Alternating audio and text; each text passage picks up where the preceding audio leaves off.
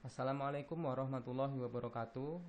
Baik, kami dari tim penelitian kerjasama dosen mahasiswa akan menyampaikan laporan hasil penelitian kami yang berjudul Pengaruh substitusi parsial bahan alami lateks terhadap kinerja campuran beton aspal pada lapisan aus.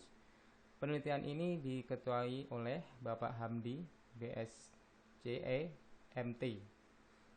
Yang pertama yaitu latar belakang penelitian. Kebutuhan akan aspal sebagai salah satu bagian dari konstruksi perkerasan jalan terus meningkat. Namun di sisi lain, ketersediaan aspal semakin menipis seiring dengan semakin menurunnya ketersediaan minyak di dunia. Penambahan latek sebagai pengganti sebagian aspal diharapkan bisa memperbaiki kualitas aspal beton dalam hal ketahanan geser pada saat suhunya tinggi, sehingga dapat mencegah terjadinya retak-retak aspal, mencegah bleeding, dan mengurangi terjadinya pelepasan butir-butir aspal pada permukaan jalan, serta mereduksi deformasi pada aspal. Bahan penelitian yang kami gunakan, yang pertama yaitu agregat, batu split 0,5 in dan 1 in, kemudian abu batu sebagai fillernya, dan aspal dengan penetrasi 60-70, kemudian getah karet murni atau lateks. Metode penelitian. Penelitian ini dilakukan dengan menggunakan metode berdasarkan spesifikasi umum Bina Marga tahun 2010 divisi 6 perkerasan jalan. Penelitian dilakukan dengan benda uji berupa aspal beton yang telah disubstitusikan dengan lateks, dan dalam penelitian ini digunakan variasi campuran aspal sebanyak 4%, 4,5%, 5%, 5,5%, dan 6%. Sedangkan lateksnya kadarnya adalah 4%, 6%, dan 8%. Untuk pengujian kualitas hasil campuran aspal beton itu dilakukan dengan metode Marshall. Berikutnya adalah hasil penelitian. Pertama, hasil pengujian agregat. Seperti bisa kita lihat pada tabel 4.1, ini adalah hasil pengujian sifat fisik agregat. Di bagian kanan ini adalah spesifikasi atau standarnya ya. Jadi ada angka minimal 2,5, kemudian maksimal 3%. Ini adalah batas minimal, berarti tidak boleh kurang, maksimal berarti tidak boleh lebih. Dan ini adalah parameter yang diuji untuk agregatnya, berat jenis bak, kemudian berat jenis SSD, berat jenis semu, dan penyerapan daripada agregatnya. Kemudian ini hasilnya untuk agregat batu, kemudian agregat kasar 1 in dan setengah in, semuanya ya memenuhi standar. Ya, semuanya memenuhi standar spesifikasi.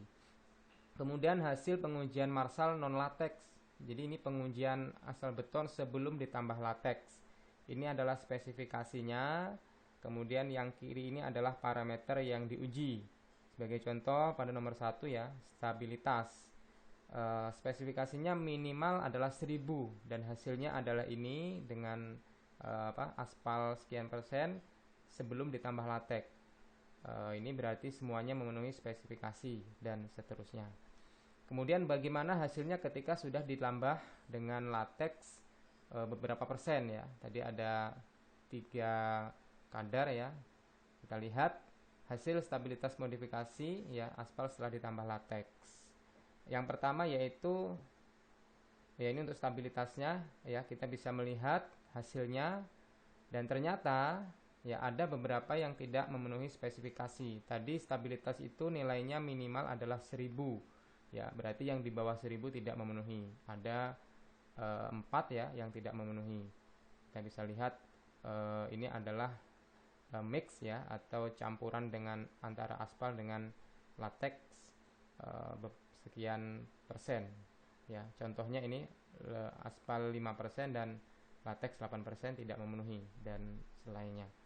Kemudian untuk hasil uji yang lain, flow ya atau perubahan bentuk aspal ya yang terjadi ketika sudah diuji dengan Marshall ya dengan kadar latex beberapa persen, dan ternyata hasilnya kita bisa melihat ada beberapa juga yang tidak memenuhi. Contohnya misalkan pada aspal 6% yang memenuhi standar hanya satu ya, dengan penambahan latex 4% dan seterusnya.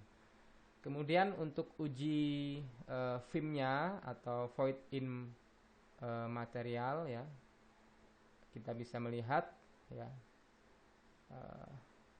yaitu ada beberapa juga yang tidak memenuhi dan beberapa yang memenuhi ya. Jadi kita lihat bahwa film ini nilainya 3 sampai 5 ya. Berarti di luar dari itu dia tidak memenuhi spesifikasi. Dan kemudian film ini biasanya memiliki ciri ya, dia ketika aspalnya itu ditambah ya, kadar aspalnya itu ditingkatkan, maka dia akan cenderung menurun filmnya ya, ada kecenderungan ya, seperti ditampilkan pada grafik.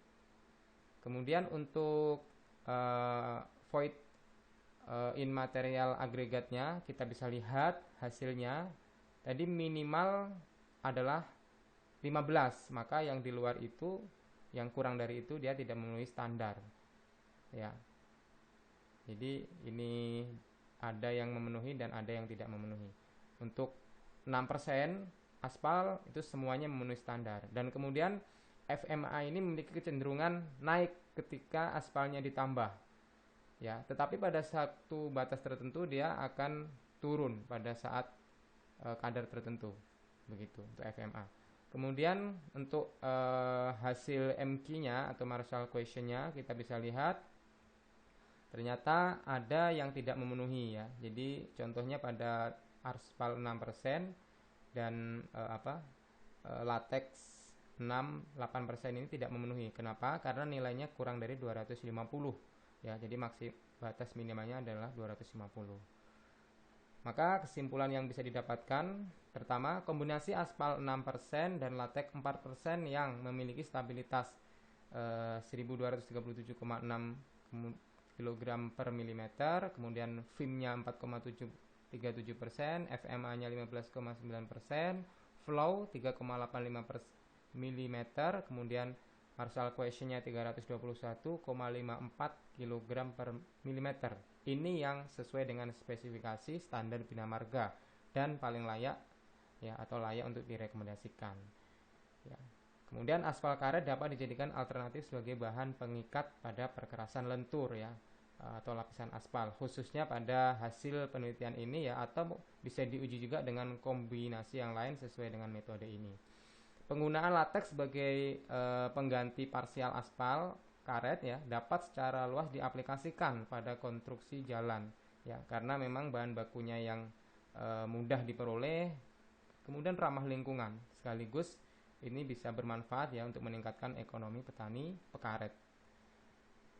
Target luaran untuk penelitian yang ingin kita capai yang pertama ya, yaitu kita ingin hasil penelitian ini nanti terbit di salah satu jurnal minimal nasional ya, terindeks Sinta atau Garuda. Ini sedang kita usahakan ya, dan kita sudah punya linknya, kita sudah finalisasi draftnya ya.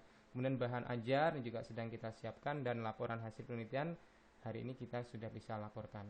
Baik, mungkin itu yang bisa kami sampaikan. Mohon maaf. Assalamualaikum warahmatullahi wabarakatuh.